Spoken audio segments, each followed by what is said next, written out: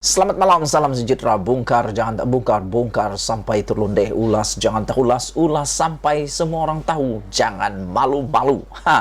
Hari ini isu yang paling hot, tapi bukan ini yang aku nak ulas, tapi aku nak kongsi dengan kamu saja. Apabila lebih 100 ataupun lebih 100 laporan atau dikatakan di sini Najib bakal kepanasan kena lebih 100 laporan polis sudah dibuat dan angkanya dijangka terus meningkat. Wow, ini sesuatu yang paling panas di seluruh Malaysia.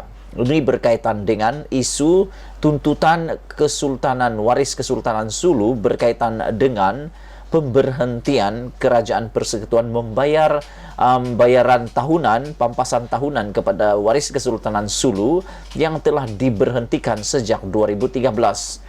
Susulan daripada itu, ini semua berasal daripada komen Najib di Facebook yang mengatakan semua ini salah PH. Tetapi Rafizi kata ini semua bukan bermula dari PH, tetapi bermula sejak Najib Tun Razak menjadi Perdana Menteri, yaitu pada tahun 2013 dan 2017 tuntutan saman itu telah dikeluarkan oleh waris Kesultanan Sulu. Tetapi Najib melalui laporan polis yang dibuat oleh Rafizi mengatakan Najib cuai sehingga dia tidak mengambil berat tentang, menurut Rafizi, kecuaian sehingga tidak mengambil berat dan sehingga negara terdedah kepada saman oleh waris Kesultanan Sulu, sehingga baru-baru ini seperti yang tular-tular dua aset kerajaan ataupun dua aset Petronas telah disita oleh waris Kesultanan Sulu yang bernilai lebih daripada 9 bilion ringgit Malaysia. Jadi itu semua yang hangat di Malaysia. Sebelum kita teruskan isu yang lebih hangat hari ini, tinggalkan komen Anda tentang isu tentang yang saya sebut tadi itu, yaitu Najib dilaporkan polis. Jadi aku fikir perlulah disiasat perkara ini dan lebih menyayat hati, lebih menyedihkan kita semua. Parlimen telah menolak. Parlimen telah menolak supaya usul perbahasan tentang tuntutan waris Kesultanan Sulu berkaitan dengan pampasan ini telah ditolak untuk dibahaskan di Parlimen. Jadi tidak adalah cara untuk dibahaskan.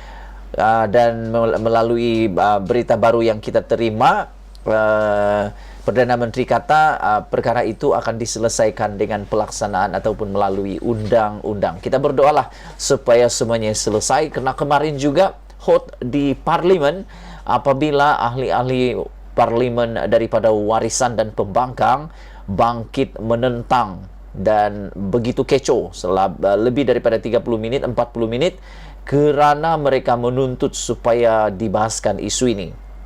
Aku fikir perkara ini tidak boleh dibiarkan lama, mesti diselesaikan. Jangan ditangguh-tangguh, punya tangguh.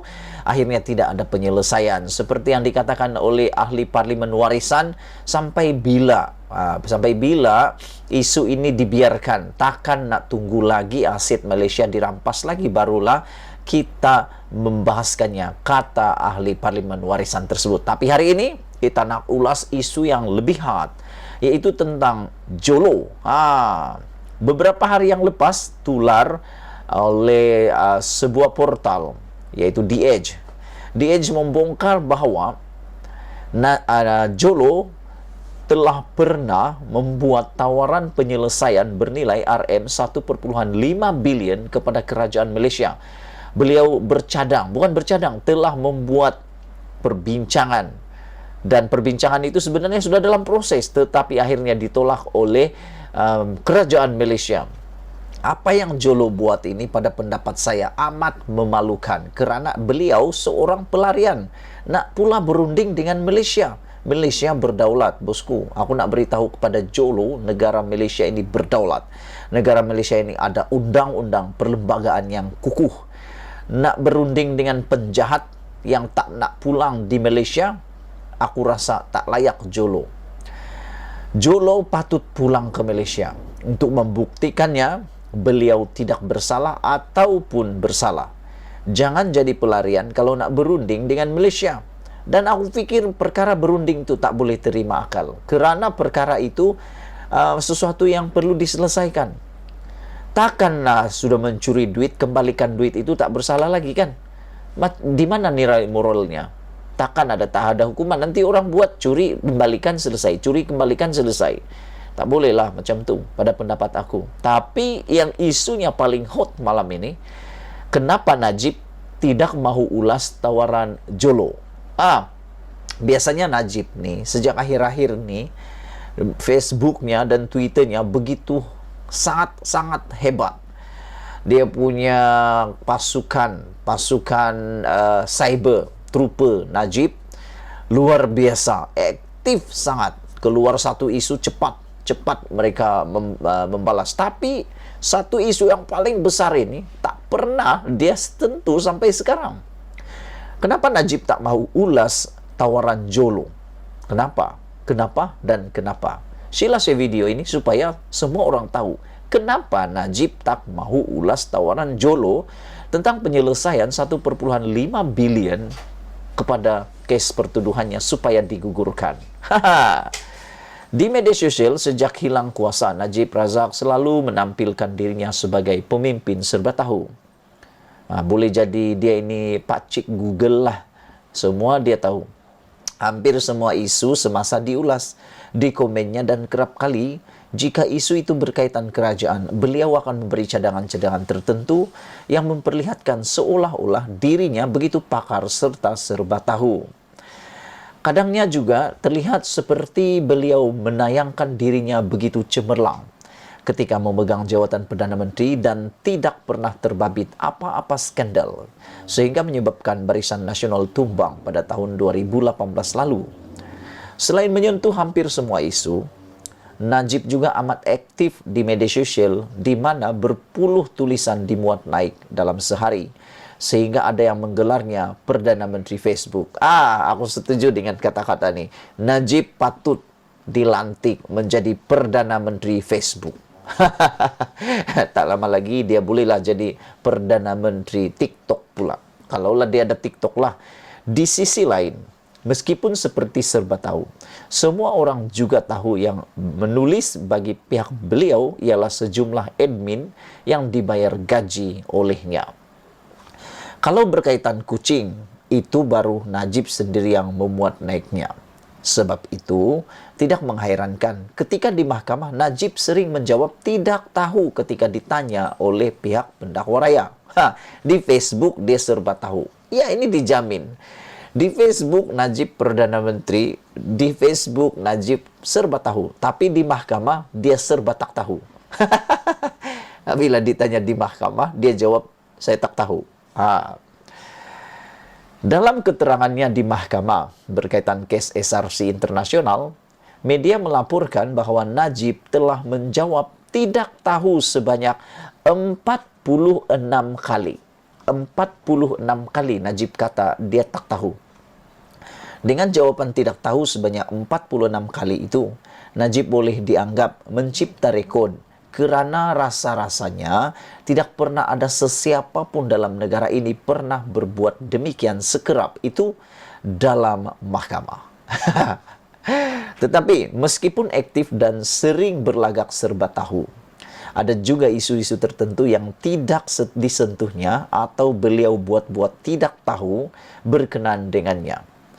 Antaranya ialah terbaru tentang laporan yang menyebut Jolo, watak utama dalam skandal 1MDB, telah menawarkan penyelesaian untuk membersihkan dirinya dengan kerajaan Malaysia. The Edge melaporkan Jolo telah membuat tawaran sebanyak RM1,5 bilion bagi tujuan itu. Aku rasa kalau Anda tanya Najib, dia pasti dijawab, dia tak tahu. Dia pasti tak tahu. Satu-satunya benda di dunia ni yang Najib tak tahu adalah 1MDB dan SRC. Aku rasa itu yang akan dia jawab. Selain itu, begitupun selain bekas Perdana Menteri, selain bekas Peguam Negara, Apandi Ali yang telah mengesahkan dirinya adalah pengatur untuk menemukan wakil firma Cobre & Kim yang mewakili Jolo dengan Peguam Negara, pegawai kanan SPRM dan lain-lain. Pejabat Peguam Negara atau AGC turut mengesahkan kemudiannya bahawa mereka menolak tawaran tersebut. Kenapa Najib tidak mengulas isu ini? Aku ulang lagi 2 kali. Kenapa Najib tak ulas isu ini? Kenapa Najib tak ulas isu ini? Bukankah ini isu penting dan menjadi bualan rakyat? Sepatutnya sebagai Perdana Menteri Facebook yang serba tahu, beliau tidak harus menyisihkan dirinya daripada memberi komen atau membuat ulasan berkenan tawaran Jolo itu. Kalaupun tidak mahu mengulas tentang bagaimana Apandi Ali yang pernah membebaskannya daripada skandal 1MDB boleh dilantik oleh firma yang mewakili Jolo, Najib setidak-tidaknya masih boleh mengulas berkenan penolakan AGC itu. Misalnya, ulaslah sama ada wajarkah AGC menolak tawaran Jolo itu atau sebaiknya tawaran tersebut diterima. Juga komenlah sikit sama ada jumlah RM 1,5 bilion itu yang ditawarkan Jolo suatu jumlah yang berpatutan atau jumlahnya patut dinaikkan lagi. Nampak macam tak lengkap profil sebagai Perdana Menteri Facebook yang serba tahu jika Najib tidak mengulas atau memberi komen berkaitan isu ini. Belum terlambat dan masih sempat lagi untuk Najib berbuat demikian demi memenuhi keinginan pengikut-pengikutnya dan rakyat Malaysia yang ingin mengetahui ulasannya. Aku pun mahu ikuti juga. Aku pun nak tahu juga apa ulasan Najib tentang hal ini. Bagaimana dengan Anda? Jolo pun barangkali tertunggu-tunggu sama ulasan Najib kali ini. Sebab yang pasti Jolo masih hidup. Pasti ini 100% masih hidup. Dan yang pasti Jolo sebenarnya ada di muka bumi ini sebab dia dapat berhubung dengan firma Guaman daripada Amerika Syarikat. Dan mustahil firma Guaman itu tak tahu di mana Jolo. Jadi pasti Jolo sedang menunggu ulasan Najib pula. Kan mereka ni selalu jumpa dulu. Tak tahulah mereka ni kawan rapat ke tidak, tapi aku jangka Jolo menunggu juga ulasan Najib. Ataupun mereka dah ulas sama-sama, tapi tersembunyi. Aku pun tak tahu. Sekian dulu ulasan kali ini. Jangan lupa tinggalkan komen Anda, tekan butang subscribe. Dan kita tanya sekali lagi, mengapa... nak nyanyi pula aku. Tak payah nyanyilah. Kita tanya sekali lagi persoalan ini.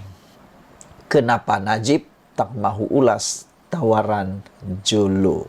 Kenapa Najib tak mahu ulas tawaran Jolo? Kita jumpa lagi. Malaysia kita punya. Kita jaga sama-sama cintai Malaysiaku. Bye-bye.